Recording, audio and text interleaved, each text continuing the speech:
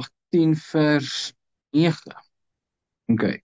Van die hoogheilige gawes, met uitsondering van wat verbrand word, moet dit joune wees, Aaron. Al hulle offers, naamlik elke spysoffer en elke sondoffer en elke skuldoffer van hulle, wat hulle my bring, as iets hoogheilig, moet dit vir jou en jou seuns wees. Okay, so volk bring die tiendes van wat ook al, wat voorgeskryf word, en dit gaan vir Aaron en sy seuns. Hulle bring die offers daar uit, maar hulle het die reg om dit vir hulle self te vat, om dit te eet. Natuurlik, daar's baie voorskrifte aan die eet. Jy moet heilig wees. Nou lees ons, jy mag geen dit en dit en dit nie, want maak jou onheilig, dan mag jy sekere dinge nie doen nie. 10, in die hoogheilige plek moet jy dit eet. Almal wat manlik is, mag dit eet. Heilig moet dit vir jou wees. Dit moet ook joue wees. Die offergawe van hulle geskenke, van al die beweegoffers van die kinders van Israel. Ek gee dit aan jou en jou seuns en jou dogters, saam met jou, as 'n ewige insetting. Elkeen wat rein is in jou huis, elkeen wat rein is in jou huis mag dit eet. Nou wat gebeur as jy onrein is? Daar is sekere dinge wat gebeur dat iemand onrein is. Ons gaan dit net nou lees. Jy raak aan 'n dooie en dan is jy onrein, dan mag jy nie deelneem aan die goede nie. En nou sien ons hier is 'n ewige insetting. Nou baie plekke lees ons van die wet is 'n ewige insetting. Daar's hierdie ding en daai ding is 'n ewige insetting. Die besnydenis is 'n ewige insetting. En so aan en dan die mense wat onder die wet wil wees, gebruik dit as 'n argument en sê sien, kan nie sien dis 'n ewige insetting nie. Dis ons nog steeds in die ewigheid. Maar hierdie tiendes aan die leviete en die priesters is 'n ewige insetting. En ons is dan nog steeds in die ewigheid. Dis ons nog van toepassing. Wanneer ons sien en verstaan en probeer om nie 'n ander evangelie vir onsself te maak nie, en nie ek probeer om nie lelik te klink nie, maar om nie kinderlik of selfs kinderagtig of kortsigtig of impulsief te wees en net te sê, hier staan 'n ewige insetting, dit moet ewig wees. En jy sê, maar wat beteken dit regtig? Want ek kan mos nie nou nog my 10de vir die priester gee nie, waar is die priester?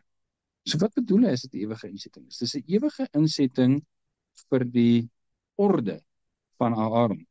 Hier is die wet van die orde van Aaron, en solank as wat die orde van Aaron geldig is hierdie insetting geldig.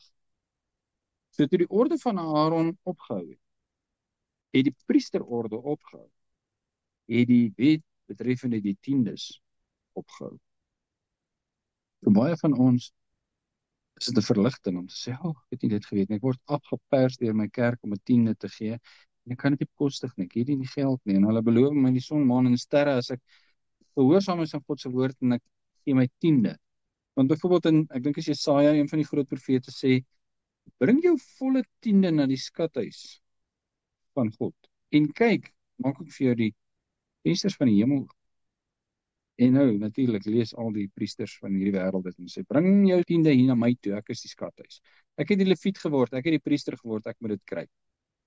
Hulle gebruik 'n wet om jou te verplig om die tiende te bring, maar hulle is onwettig om te sê, hulle is die priesters. Dis misleiding en dis bedrog. So wie moet die tiende kry? Niemand nie. Daar is nie tiende nie. Dit het geëindig, saam met die orde van Aaron. Nou wat nou? Moet ons nou niks gee nie? Ja, jy kan. Jy kan. Wat moet ek gee? 'n Bydrae. Wat? Wat jy ook al wil bydra ter wille van die evangelie wat verkondig word. Paulus het gesê, laat elkeen gee soos hy dit om vir homself in sy hart voorgenem het. Ek het nie om te gee nie. Hierdie redes. Ek is op die limiet van wat ek het. Eintlik sal ek waardeer as iemand vir my gee. Wat sê Paulus? Moenie gee nie. Ander persoon sê, ek kan ook bekostig om te gee. Ek wil graag gee, ek wil graag bydra. Ek het oorvloed, ek het meer as wat ek kan gebruik. Kan ek nie iewers ter help nie? OK, gee jou bydra, soos jy in jou hart voorgenem het. Maar om iemand af te pers met 'n tiende, jy beweeg op 'n baie gevaarlike plek. Vers 21. En kyk, ek gee aan die kinders van Levi, al die tiendes van Israel as erfdeel vir hulle dienswerk, wat hulle verrig, die dienswerk van die tent van samekoms. Nou wil ek weer sê, jy 'n kerk het en jy vorder tiendes, wat gaan jy met dit maak? Jy het vir jouself vat. en jy dit vir die kerk vat. Jy mag nie. Jy kan nie sê, die wet sê, jy moet 'n tiende van alles gee nie. Want dit kom jou nie toe nie. Dis nie 'n leviet nie. Jy mag dit nie vat nie.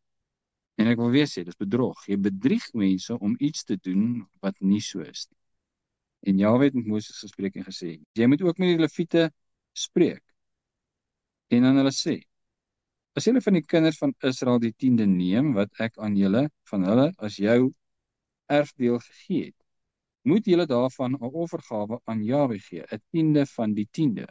Wat ons daaruit moet sien is, toepassing vandag is, jy mag nie 'n tiende van iemand eis, omdat jy in die bediening is. Jy's in die bediening, jy's nie 'n leviet nie. Leviete het nie kerk gehou nie. Leviete het nie gepreek nie. Wat het hulle gedoen? Hulle het in die tempel gewerk. Hulle het offers gebring. Hulle het nie geërf saam met die res van die volk nie. Daarom het hulle die tiendes gekry. Iemand wat vandag in die bediening is, moet hy dit op eie koste doen? Nee.